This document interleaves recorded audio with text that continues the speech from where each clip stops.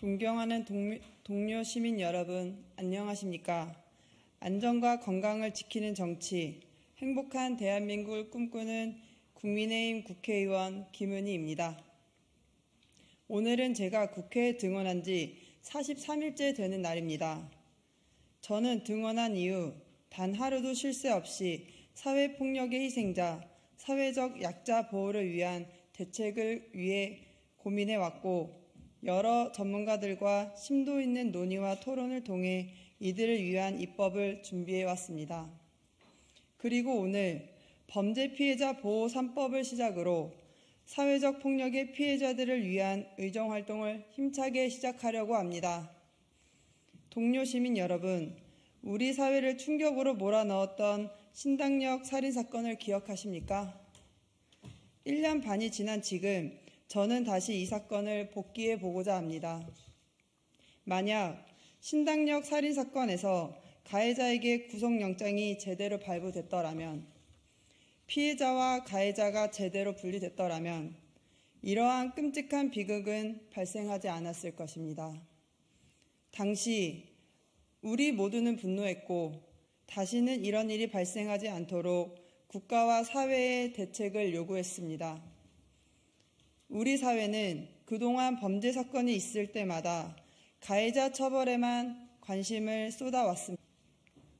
범죄 예방과 피해자 보호, 그리고 피해자들이 평범한 일생을 영위하기까지에 대한 관심과 지원은 늘 뒷전으로 밀렸습니다.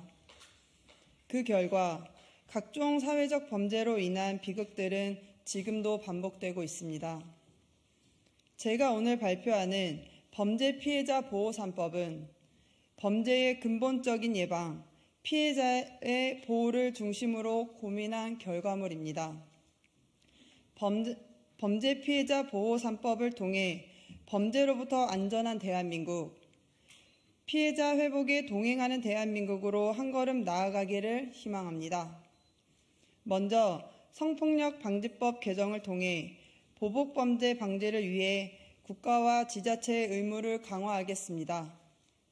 가해자가 피해자 거주지 100m 이내 접근하지 못하도록 하고, 특히 출소 이후 가해자가 피해자 거주 지역으로 전입신고 시 피해자에게 즉시 알리겠습니다. 또한 휴대전화 메시지나 우편물을 이용한 접근 또한 차단할 것입니다. 이는 2차 피해 방지와 보복범죄 예방을 위한 종합적인 대응 체계를 구축하기 위함입니다. 또한 스토킹 처벌법 개정을 통해 피해자에 대한 가해자의 접근 금지 기간을 최소 6개월에서 재판 종료 시까지 연장하여 현실적으로 피해자의 불안과 두려움을 해소하기 위한 최소한의 장치를 마련하겠습니다. 마지막으로 중대범죄신상공개법 개정을 통해 흉악범죄에 주로 이용됐던 도끼나 칼, 톱 등의 위험한 물건을 휴대하거나 이를 이용한 스토킹 범죄자의 신상 공개를 의무화하겠습니다. 동료 시민 여러분, 범죄 사건은 수사와 재판이 끝나면 가해자의 처벌이 이루어지고 모든 사건은 종료됩니다. 하지만 피해자는 계속되는 불안과 두려움, 상처로 인해 일상으로의 복귀가 어려운 것이 현실입니다. 그리고 그 과정에서 개인의 삶은 송두리째 망가지게 됩니다. 이것이 우리가 피해자 중심에서 사건을 바라보고 제도를 설계해야 하는 이유입니다.